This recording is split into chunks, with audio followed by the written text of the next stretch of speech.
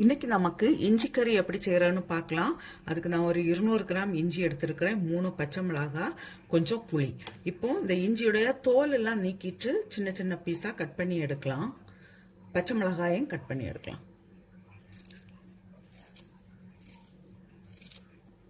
இப்போ கடாயில் கொஞ்சம் ஆயில் விட்டு நான் ஃபர்ஸ்ட் இஞ்சியை வறுத்தெடுக்கிறேன்.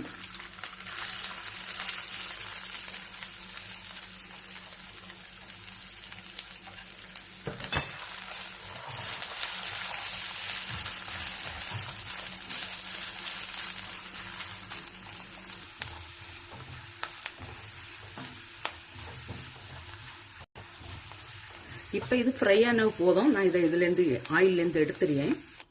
இதே ஆயிலில் நான் இப்போ அந்த பச்சை மிளகாய் போடுறேன்.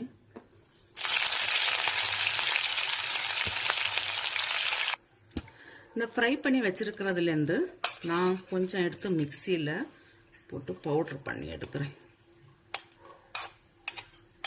இவ்வளவும் பவுட்ரு பண்ணாமல் வச்சிருக்கிறேன், மீதியெல்லாம் பவுட்ரு பண்ணுறேன். இதில் இப்போ அரை ஸ்பூன் மஞ்சள் தூள், இது மல்லித்தூள்,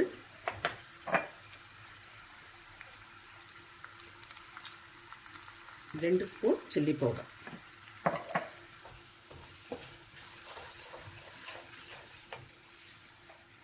கொஞ்சம் காயமும் சேர்க்கிறேன், பெருங்காயத்தூள்,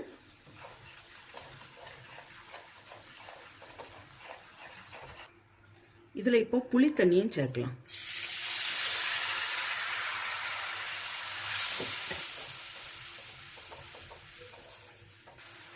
இந்த கறிக்கு தேவையான அளவு சால்ட்,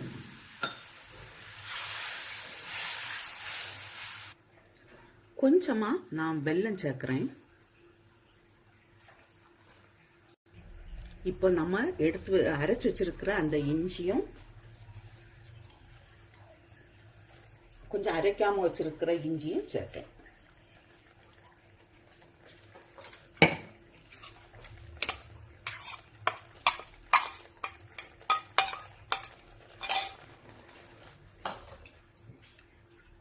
இதுல இப்போ கொஞ்சம் கூட நான் தண்ணி சேர்க்கிறேன்.